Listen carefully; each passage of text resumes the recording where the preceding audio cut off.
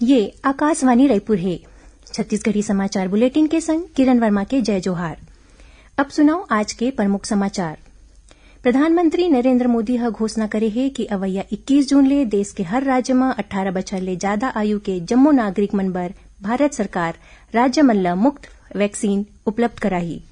प्रदेश में कोरोना संक्रमण के मामला लगातार कम होवत है। राज्य में पॉजिटिविटी दर घट के अब करीब 2.5% हो गए है और स्कूल शिक्षा मंत्री डॉक्टर प्रेमसाय सिंह टेकाम कीन है कि अवैया 16 जून के बाद स्कूल मन ल खोले ऊपर राज्य सरकार विचार करही। कोरोना संक्रमण ल देखत आप मन ले अपील है कि लापरवाही झन करो और ये आसान उपाय के पालन करके सुरक्षित रहो। मास्क लगावो, 2 गज के सुरक्षित दूरी बनाए रखो, घेरी बेरी हाथ धोवो और साफ सफाई रखत हुए टीका लगवावो। कोरोना वायरस ले जुड़े जिज्ञासा मन के समाधान करे बर राष्ट्रीय और राज्य स्तर में हेल्पलाइन नंबर जारी करे गे है।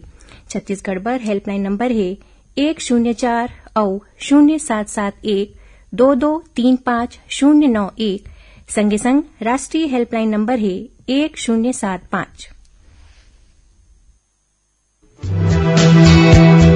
सुनो एक जरूरी संदेश। कोविड महामारी के खिलाफ देश एकजुट होकर लड़त है। आपो मन हमर संग सुरक्षा और बचाव के 3 सरल जरूरी उपाय के संकल्प लेवो। पहली उपाय, जब भी घर ले बाहर निकलो मास्क जरूर लगावो। दूसरा उपाय, लोगन ले 2 गज के सुरक्षित दूरी रखना ही जरूरी। तीसरा उपाय, अपन हाथ घेरी बेरी साबुन और पानी ले बने असन धोवो। ये 3 आसान उपाय अपना के आप मन कोरोना ला हरा सकत हो। अब समाचार विस्तार ले। प्रधानमंत्री नरेंद्र मोदी ह घोषणा करे है कि अवैया 21 जून ले देश के हर राज्य में 18 बछर ले ऊपर के आयु के जम्मो नागरिक मन बर भारत सरकार राज्य मन ल मुफ्त वैक्सीन उपलब्ध कराही। आज संझा राष्ट्र के नाव अपन संदेश में प्रधानमंत्री ह कहिन कि केंद्र सरकार ह आज ये फैसला ले है कि राज्य मन करा टीकाकरण ले जुड़े जौन 25% काम रहीस ओखर जिम्मेदारी घलो भारत सरकार उठाही। ये व्यवस्था अवैया 2 हफ्ता में लागू हो जाही। उमन कहिन कि वैक्सीन निर्माता मन ले कुल वैक्सीन उत्पादन के 75% हिस्सा भारत सरकार खुदे खरीद के राज्य सरकार मन ल मुफ्त दीही। देश के कोनो भी राज्य सरकार ला अब कोविड वैक्सीन बर कुछ खर्चा नहीं करना पड़ही। सब्बो देशवासी मन बर भारत सरकार ह मुफ्त वैक्सीन उपलब्ध कराही। श्री मोदी ह बताइन कि देश में बनत कुल वैक्सीन मन ले 25% निजी क्षेत्र के अस्पताल मन ल दे जाए के व्यवस्था पहली जैसे लागू रही। निजी अस्पताल वैक्सीन के निर्धारित कीमत में अधिकतम 150 रुपया के सर्विस चार्ज ले सकी, जेकर निगरानी करे के काम राज्य सरकार मन करा होही। एकर अलावा आज केंद्र सरकार ह ए फैसला घलो ले है कि प्रधानमंत्री गरीब कल्याण अन्न योजना ल अब दीपावली तक आगू बढ़ाए जाही। श्री मोदी ह बताइन कि अब ए बछर नवंबर तक 80 करोड़ ले ज्यादा देशवासी मन ल हर महीना तय मात्रा में मुफ्त अनाज उपलब्ध कराए जाही। प्रदेश में कोरोना संक्रमण के मामला लगातार कम होवत है। लंबा समय बाद काली राज्य में पॉजिटिव मरीज मन की संख्या 1000 ले कम दर्ज करेगीस। राज्य में पॉजिटिविटी दर गिर के अब 2.66% में आगे है। उन्हें प्रदेश में काली कोरोना संक्रमण ले 25 लोगन मन के मौत हुईस। इति राजनांदगांव जिला के आने अस्पताल मन में अब केवल 82 कोरोना संक्रमित मरीज मन के इलाज चलत है। उन्हें करीबन 900 मरीज मन होम आइसोलेशन में इलाज करावत है। मरीज के घटत संख्या ला देखकर जिला में संचालित 11 कोविड केयर सेंटर मन ले 5 ठिन ला बंद कर दे है। यही बीच प्रदेश में कोरोना टीकाकरण के काम लगातार चालू है। प्रदेश में अब तक 18 ले 44 बछर आयु वर्ग मन बर 9,38,000 ले ज्यादा डोज प्राप्त हुए है। एमा ले 7,99,000 ले ज्यादा लोगन मन ला टीका लगाए जा चुके हैं। उन्हें अब तक राज्य में जम्मो आयु वर्ग के 71,13,000 ले ज्यादा पात्र लोगन मन ला कोरोना के टीका लगाए जा चुके हैं। उन्हें राजनांदगांव जिला में 18 ले 44 बछर आयु समूह के लोगन मन में टीकाकरण ला लेके उत्साह देखे जाथे।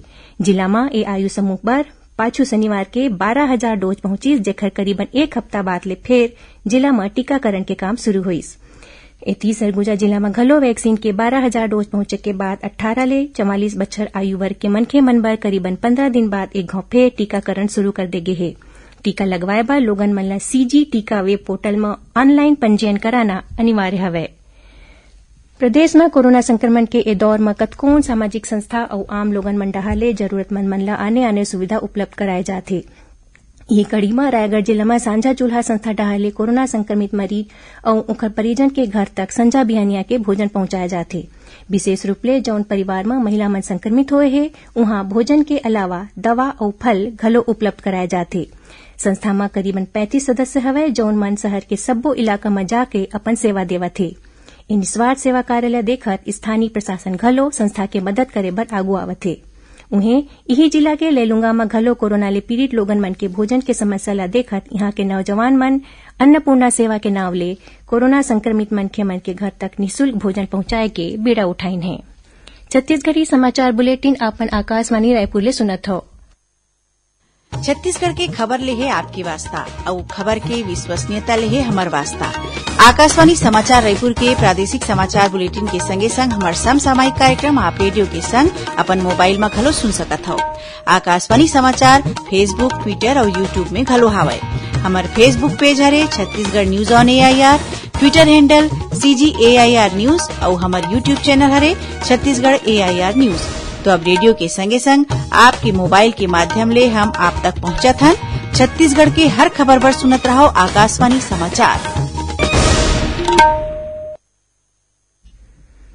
अब आगू बढ़बो बाचे समाचार कोती।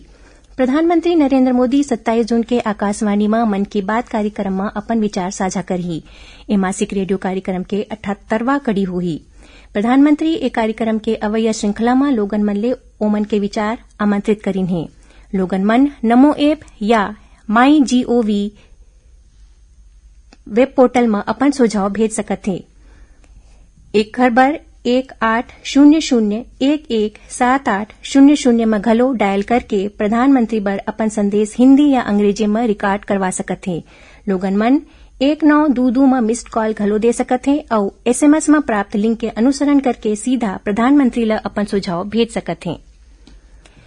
प्रदेश के स्कूल शिक्षा मंत्री डॉक्टर प्रेम साय सिंह टेकाम हकीन है कि अवैया 16 जून के बाद स्कूल मन ल खोले ऊपर राज्य सरकार विचार करही। डॉक्टर टेकाम हकीन है कि प्रदेश में कोरोना संक्रमण के मामला कम होवत जाथे। एकरे सेती राज्य मंत्रिमंडल के होवैया बैठका स्कूल खोले ऊपर फैसला ले जा सकत हे। ओमन किहिन कि प्रदेश में शिक्षा व्यवस्था के स्तर सुधरे है और पढ़ाई तुहर द्वार के पूरा देश में बढ़ाई होवत है। शिक्षण के भर्ती और अंग्रेजी माध्यम के स्कूल खोले ले ही शिक्षा के स्तर बेहतर होही। प्रदेश में कोरोना संक्रमण के मामला काफी कम होवत जाथे, लेकिन एक हले ठीक होवैया लोगन मन में ब्लैक फंगस के संक्रमण बढ़त जाथे।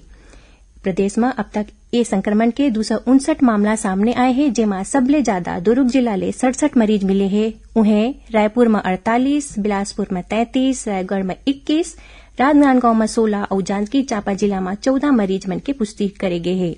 प्रदेश में ब्लैक फंगस ले अब तक 16 मनखे मन के मौत हो चुके हैं। सुकमा जिला में सुरक्षा बल 10 और 7 किलो के 2 टीन पाइप बम बरामद के हैं। मिलैया जानकारी अनुसार जिला में सड़क निर्माण के काम चलत है, जेकर सुरक्षा में CRPF के 150वां बटालियन ला तैनात करे गए है। यही दौरान सुरक्षा बल चिंता गुफा भेजी रद्दा ले 2 टीन पाइप बम बरामद करीन, जिला मौका च निष्क्रिय कर देगिस। ए बम माओवादी मन जवान मन ला नुकसान पहुंचाए के उद्देश्य ले लगाए रहीस। उन्हें दंतेवाड़ा जिला के अरनपुर थाना क्षेत्र में माओवादी मन अरनपुर पोटली सड़क ला काट दिन। एकर कारण ए रद्दा में अवई जवई बाधित होए। माओवादी मन इलाका में बैनर पोस्टर लगा के सिलगेर घटना के विरोध में पुलिस कैंप ला हटाए के मांग करीन है। अवैया 24 घंटा के दौरान प्रदेश के 1-2 स्थान में हल्का वर्षा होए के संभावना है। उन्हें 1-2 स्थान मन में गरज चमक के साथ अंधड़ चले के और बिजली गिरे के चेतावनी दे गए है। मौसम विभाग के अनुसार छत्तीसगढ़ के कुछ क्षेत्र मन में विशेष रूप ले सरगुजा और बस्तर संभाग में हल्का वर्षा हो सकत है। उन्हें प्रदेश के अधिकतम तापमान में कोनो खास परिवर्तन नहीं होए के संभावना है। आखिर में प्रमुख समाचार एक घाव फेर। प्रधानमंत्री नरेंद्र मोदी घोषणा करे है कि अवैया 21 जून ले देश के हर राज्य में 18 बछर ले ज्यादा आयु के जम्मो नागरिक मन बर भारत सरकार राज्य मन ला मुफ्त वैक्सीन उपलब्ध कराही। प्रदेश में कोरोना संक्रमण के मामला लगातार कम होवत है। राज्य में पॉजिटिविटी दर घट के अब करीबन 2.5% हो गए है। और स्कूल शिक्षा मंत्री डॉक्टर प्रेम साय सिंह टेकाम हकीन है कि अवैया 16 जून के बाद स्कूल मन ला खोले ऊपर राज्य सरकार विचार करही। एकरे संग छत्तीसगढ़ी समाचार बुलेटिन इहीं सिरावत है। जय जोहार।